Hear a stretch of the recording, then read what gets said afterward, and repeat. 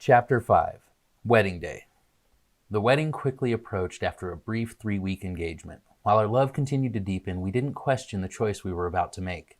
It was as if we just knew our destinies were intertwined. Life was in a state of perfect synchronicity. A permanent honeymoon phase that never diminished because our lives would not allow it. Danielle and I had a special magic all the time. We were both very present in our lives before we met, and that intensified when we were together. We gave each other strength we would both soon need. Danielle woke up 24 hours before our wedding with pain in her stomach area. She explained that she felt something the past week. I was clueless until the pain sharply intensified. Danielle never showed discomfort or pain. She explained that if it didn't start to dissipate, then she might have to go get it checked out. I was a little concerned, but she had hid the pain very well. The real agony she was feeling was not fully communicated. Danielle is the strongest woman I have ever known, so I wasn't nearly as concerned as I probably should have been. I had the whole day off and some errands to run to prepare for the ceremony the next day. When Danielle's class started, I was off to finish gathering up what we needed. I picked up some glass containers for the sand ceremony that we were having the minister perform. I also had to pick up some flowers, a belt, and a few other things, including a run to the MMJ dispensary as a favor for Danielle's friend, whose husband was also a patient at the dispensary. The gentleman had recently had surgery and was immobile. People must go into the dispensary to pick up their meds in Arizona, which can be difficult for people at times. Although now there are delivery services, they had expressed concern that he couldn't make it to the dispensary, so he wouldn't be able to get more meds. I picked up some that were great for pain relief and sleep. I made sure to pick up edible and topical medicine because it was far more effective at relieving physical pain than most of the medicines that patients smoke. As it happened, I couldn't deliver that day. Too much to do, and I still had to prepare for class. The thing I was most excited about that day was dance class. It was delightful to have my fiancée teach me how to dance. I wouldn't say that it was her that I was learning from. Most of the time in class, I was learning the dance moves from her students. Danielle had an eye for dance, and it would assuredly bring the best out of everyone. Shouting in approval or disapproval when students do or don't hit their precise mark. It made her an amazing coach, I'll bet a little intimidating. I will admit that class always made me a little nervous because it was often my fiancé would put me in the spotlight for a solo performance. While all the students normally did this, it was all very new to me. Most of the girls had 4 to 15 years of dance experience with Danielle. I felt very honored that they thought me talented enough to train with them. Danielle called me 30 minutes before class saying that she was canceling class, something I knew she never did. I knew something was wrong. She asked if I was on my way. Thankfully, I was. Danielle bragged about sitting through class after most of her previous serious health concerns. Nothing could keep her down when it came to her obligations. She was selfless in giving to her students. Something was different. When I arrived at her house, everyone had left except for one parent and her daughter. She had noticed that Danielle was showing some pain and discomfort during her previous class. She had no idea Danielle was hiding such an immense amount of agony. I imagine she did this for the girls because she always liked the girls believing she was invincible. Honestly, I thought she was at this point too, but that story I'll save for later. I knew that if she was canceling class, then she should go to the ER because this might mean something serious. We were both hoping it was just a UTI or something else minor. What we were in store for was far from what we were expecting less than a day before our wedding. The Sedona ER was not that busy Thursday night. I practically had to carry her inside because she was unable to walk on her own. The waiting room was empty, so we walked straight into the front desk. They checked us in right away, and we were put into a double room by ourselves. Immediately, they checked her stats and blood pressure. I could tell at this point that my wife was very knowledgeable about her health and knew her normal blood pressure better than the doctors or nurses. She knew her blood pressure was high, but considering the pain she endured, it wasn't a surprise. Danielle and the doctor agreed. The nurse assisted with drawing blood and taking samples for the tests. The doctor ran us through a long list of health questions that needed answering. Danielle ended up asking the doctor about as many questions as he asked her. Most of Danielle's questions were speculative, so the doctor couldn't answer directly. Sadly, we were going to have to wait on most of our answers. Resigned, I'll bet nervously, we waited for the blood test to come back. The doctor also wanted to run a full scan of her abdomen. We agreed it was a good idea, but I also couldn't go with her. They were taking her away for about 40 minutes to perform the scan, and I had to sit and wait patiently. After they brought her back, we had to wait another hour for the scan to be analyzed. The entire time we were talking about how we were going to still get married the next day. We kept expressing our undying love for each other, which made us stronger. I am extremely glad that I was able to be there for her. I kept reassuring her that it wasn't going to be serious and that it was all going to be okay. I didn't even consider the possibility that this could be serious. I was going to maintain a positive space that things were going to work out, and we were going to get married in her studio. I wanted to be strong for her because she feared the worst. The moment the scan came in, we knew it didn't look good. We could tell the doctor was not looking forward to sharing the results from the scan. Danielle saw the nurse had a tear in her eye. I missed that cue, just feeling Danielle squeezing my hand. I embraced her as we both braced for the news. He proceeded to tell us that the scan had turned up several masses in her ovaries. While the doctor couldn't tell us if it was just minor cysts or full-blown cancer, he did say that we would have to do further investigation to figure that out. He had more news too. The blood tests had also come back and shown an elevated blood marker that they used to diagnose ovarian cancer, explaining this is also inconclusive and a biopsy would have to be performed to figure out exactly what it was. I prayed, hoped, and wanted and wished that my wife did not have cancer. I wouldn't entertain the idea until we had a total confirmation. I reassured her that every step that I was going to be there for her and we were going to get married. At that point, I called the minister to cancel the ceremony for the next day. The hospital was still trying to figure out which hospital was going to be the best one to send us. We needed an oncological surgeon, which is a unique specialty for surgeons from what they told us. We had some time before they could arrange a transfer. Since I had the time, I decided to pick up the marriage license. It looked like we were going out of town for the weekend and there was so much I needed to grab. I was in such a rush that I just threw a bunch of stuff in a couple of bags at my house and did the same thing when I stopped at Danielle's house. I attempted to predict everything we would need for the next couple of days. I forgot so much in my anxious haste. Most importantly, I wanted to bring the marriage certificate, ready for something special. I returned to the hospital as the ambulance was putting Danielle on the stretcher to take her to Phoenix. While I was gone, they had found a great hospital with a surgeon that was first class to help my fiance. They told us that he was one of the best specialists in the country, which was a small relief. I was planning on following the ambulance down in my car so I didn't get stuck in Phoenix. In my haste, I had only thrown $10 in the gas tank. I was out of time and prayed a quarter tank of gas would get me to my destination. The entire hour-and-a-half trip between Sedona and Phoenix was smooth. I followed the ambulance the whole way. However, when I arrived in Phoenix, I was met with the most shocking billboards I have ever read. If you have any information about the I-10 shooter, please call 555-555-5555. At that time, there was a psychopath that was shooting people on the I-10 freeway that runs through the heart of Phoenix. It didn't occur to me I was on the wrong freeway, so the entire time I was bobbing and weaving my head. I wasn't about to give him a clean shot. I continued praying that my wife and I would make it to the Scottsdale Honor Health Hospital. We did make it safely, and I made it with a little gas to spare, which is a double relief. It was about 2 a.m. when we arrived at the hospital and checked in. They moved us to a suite, and the room was bigger than most hotel rooms and had a nice fold-out couch for me to sleep. Danielle's had a fully loaded bed with all the bells and whistles, such as cooling, heating, and adjustable everything. We were in one of the newest and most state-of-the-art hospitals. The nurses were very nice and helped us settle in for the night. We knew we faced a lot the next day, but we had no idea how crazy the next day would be. I don't think we could have imagined what would have happened on Friday, September 18th, 2015. We were about to have one hell of a miracle, pun intended. We both had a little shut-eye from the total exhaustion, but neither of us slept through the night. We were woken up in the morning by the nurse crew. The two nurses introduced themselves, but it was Kathy that would stand out that morning. After running some tests and talking with us, we told her that we were supposed to get married that day in Sedona. She was heartbroken to hear that. We told her we weren't too worried about where we got married and that we just wanted to get married. Kathy told us she was going to check on some things, but we didn't think much of it at the time.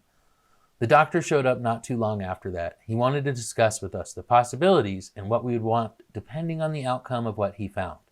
We all agreed that if it was cancerous, that he would want everything removed and any other signs of cancer removed as well. This meant a full hysterectomy. The other possibility of a cyst meant that a similar surgery. We essentially decided that unless it was beneficial to leave her ovaries in place, then it was probably best to take them out no matter the outcome. At this time, my fiance also asked for the surgeon's birthday and where he was born so that she could read his star chart. She wanted to make sure this doctor was supposed to be her surgeon. After reviewing his birth chart, she was certain that this was the doctor for her. She even told the doctor a little about himself that slightly surprised him. I also did some internet research and found the doctor we had was world-renowned for the procedure that Danielle was due to receive. The staff had a nickname for the actual procedure, and the nickname was also a play on the doctor's last name, the Janisectomy. I was happy that we had what appeared to be the best surgeon in the world for Danielle's situation. It felt almost perfect in this imperfect world we were spiraling into. We had no idea that within the next 20 minutes, the hospital staff would be preparing for the first wedding ever performed at the hospital.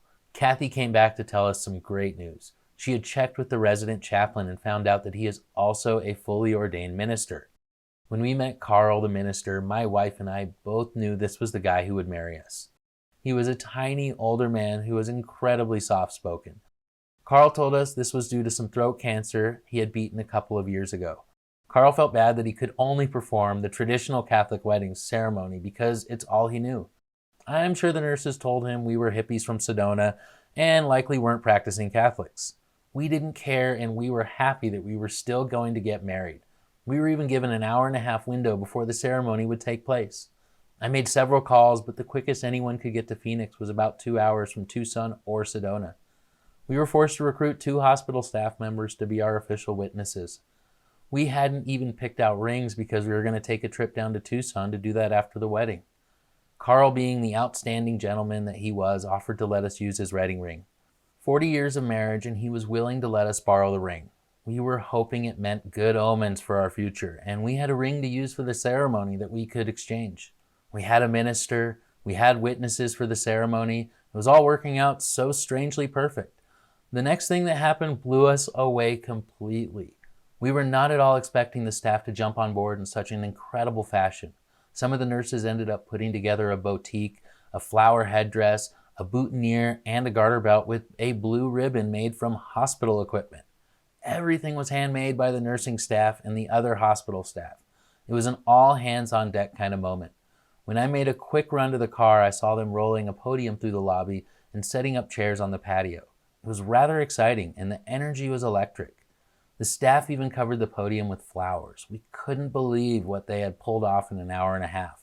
They even bought Danielle a white blouse to wear at the hospital shop. I will be honest that in my packing haste, I was more practical than I was thinking about what clothes to wear to a wedding. The best thing I had to wear was jeans, a black t-shirt, and flip-flops. Not what I expected to be married wearing.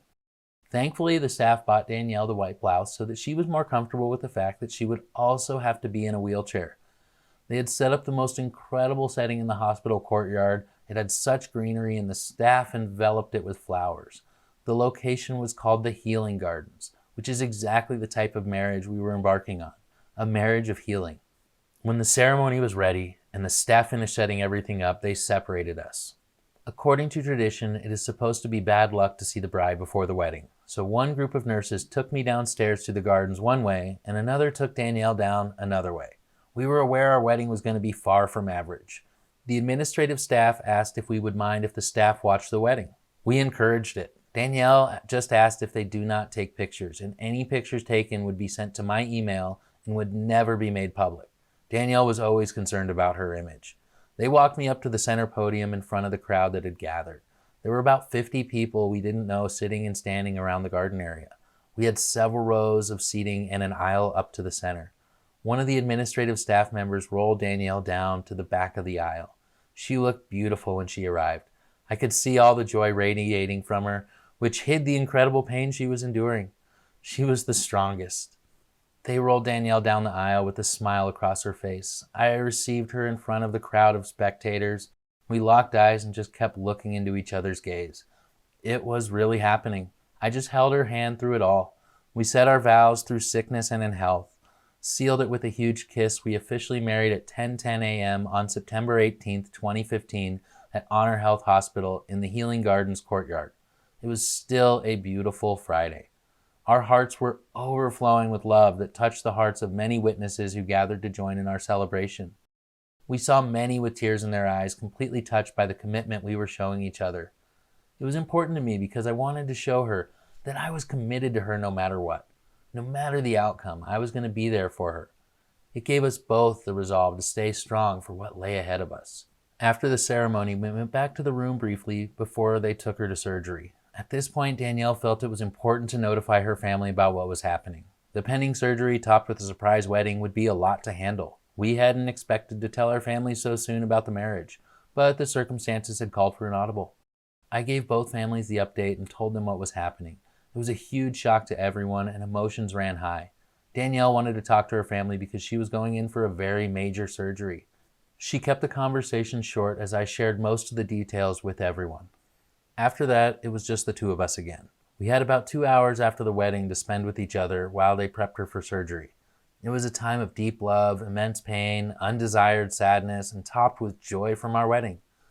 It was so confusing yet strangely comforting. I knew that the commitment I had demonstrated was one of the biggest factors to calming any fears that I might abandon her. I guess you could say she suffered from some serious abandonment issues throughout her life. It was a gift to show her the assurance that she deserved. When they took her to surgery, I was beyond an emotional wreck. I didn't know what to think as my whole world was getting turned upside down. I didn't want to leave the hospital, but I also realized that I should probably get some additional meds for my wife. Thankfully, coincidentally, I had purchased the medicine for her friend's husband, which is legal since it would have been patient to patient. We weren't making it back to Sedona, and my wife needed the exact medicine that I had purchased. Since my wife didn't have her MMJ card yet, I would have to bend the rules to help her. There were a couple other products that I felt would help her as well, so I decided to take adventure to the closest MMJ dispensary. I didn't want to leave the hospital for very long, but I also knew the surgery would be at least 3 to 6 hours. I needed something to calm my nerves, and my wife was going to need some natural pain meds. I knew she wasn't going to be thrilled about all the prescription pain meds that the hospital was going to provide. Even upon our arrival, when they offered the meds, she was very cautious and showed incredible apprehension. Danielle asked about using medical marijuana. The doctors and nurses gave us approval, but not officially. I also used a little bit of the MMJ the first night in the hospital on Danielle. It helped her relax and get some rest. It also showed me we needed stronger products. Phoenix had several unique products that I couldn't get in Sedona, so I made sure my adventure was very productive. Upon my return, I wandered around the lobby for a little bit, simply waiting. It felt like forever. I don't think the possibility of losing Danielle that day had ever truly crossed my mind. I just wanted to know that she was okay. It was very hard not being able to do anything. It was the first time I admit that I felt helpless. Like nothing I was doing could help, but the universe would remind me otherwise. I had mentioned that there was something called the I-10 shooter killing Phoenix drivers. Well, it just so happened the same day we were married was also the same day he was miraculously captured. It was all over the local news channels.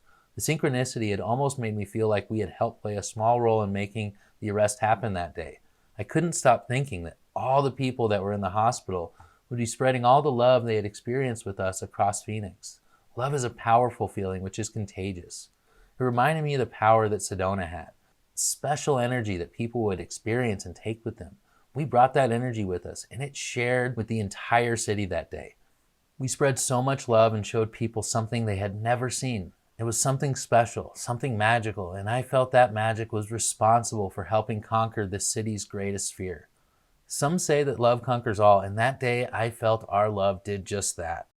While waiting in the lobby, I read every magazine I could to keep my mind off things. I was waiting and wishing. I kept checking in to make sure they hadn't received any updates. Finally, after 5.5 hours, they sent word that she had completed the surgery. I was ready to see my wife. I missed her so much. I didn't realize I was going to have to wait another 20 minutes before I would even speak to the doctor. It was the longest 20 minutes of the entire day. I was so nervous and so hopeful that they didn't find cancer. I knew the odds were high that it was cancer, but I was still ever so hopeful. When the doctor called me back into the consultation room, I was a wreck. I had ridden more emotional roller coasters that day than most of my life combined. I knew I was in for some big news and that I needed to be resolute. It still feels like a blur now, just like when it happened. I sat down on the couch and the doctor proceeded to tell me that he had removed the cancer. I couldn't believe it. I was shocked and so scared for my wife. I couldn't believe that I would have to tell her that it was cancer. He also told me the procedure went smoothly. The doctor did have to perform a full hysterectomy and said he removed any visible signs of cancer as well. He mentioned something about installing a port for future treatment. Beyond that, I don't remember the rest of the conversation. I was crushed, and I knew we had quite the journey ahead of us. I had to wait another 20 of the longest minutes of my life for them to finish getting her ready for surgery. I was fully expecting to have to share all the information that the doctor told me with my wife, and it made me so nervous. The doctor told me that I could break the news to her. When they finally called me back to the surgery discharge area, I was full of so many mixed emotions. Most of all, I was excited to see my wife. It was our wedding day after all. When I got there, she was awake and alert. The first thing she said to me was that it was cancer. She said the doctor told her right after she came out of surgery. I couldn't believe it.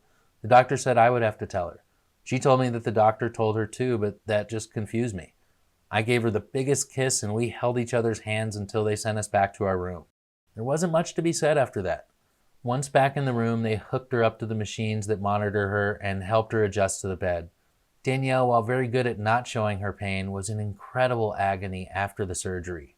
We talked a little with the nurses who mostly discussed the treatment with my wife. They supported the use of chemotherapy. Danielle was truly scared for her life and the nurses weren't giving her the answers she wanted. The next day we would get our answers straight from the doctor, the answers my wife so desperately needed. After the nurses left us alone, I knew it was time to pull out her alternative options. I knew we needed to start pain management. I knew my wife was very opposed to using the painkillers that the hospital provided. She didn't want to use the button they supplied for medication drip, mostly because she suffered from many adverse side effects from the medications throughout her life, and this experience was no different. The pain meds were already making her nauseated. She didn't want to take the nausea meds because they would cause her seizures. I knew a better way to beat the nausea, and at that moment I unpacked the medical marijuana I had acquired that afternoon. I knew that my bride couldn't eat, so I would have to start topically. We did this secretly because the hospital couldn't officially approve the use of medical marijuana. My experience in the medical marijuana industry taught me about Rick Simpson oil. Rick Simpson used it in cancer treatment in Canada for over a decade. It is named after the founder and is one of the most medicinal products that people have developed for the MMJ industry. It retains much of the activated cannabinoids, which have shown to provide different medicinal benefits. It can be eaten or applied topically. Most people are familiar with THC, which is the cannabinoid that gives people a high feeling. The second most popular, although quickly becoming the most popular medicinal cannabinoid, is CBD. CBD is being used to treat childhood epilepsy and many cancers as well. I had purchased a high CBD topical cream that day, applying it with an accompanying foot rub, including a little Rick Simpson oil that we had already begun to use. With topical absorption, I found it best to put it on her feet, specifically in between her toes where there was the most blood vessels for maximum absorption by the patient. Immediately we saw the benefit, and Danielle also preferred it to how the pain meds made her feel, which thankfully was an option for her. She had also appreciated the foot massage. All the pain meds she had the first night allowed her to be able to also reach a unique state of bliss with me. It was after everything still our wedding night. I couldn't imagine being with a more incredible person at that point in my life. I knew we had a journey ahead of us, but for a moment, we still had our magnificent love to carry us through. We had a beautiful evening in each other's embrace. I wouldn't have traded it for anything except maybe the miracle to make the recent problems disappear. I will admit that Danielle and I had made the best of our honeymoon suite. In all the pain of the day, we honestly did find a deeper connection through extreme hardship.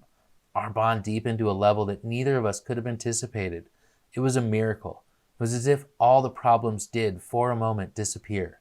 The love we had shared between us gave us both the strength to share a promise that still brings happiness to my heart.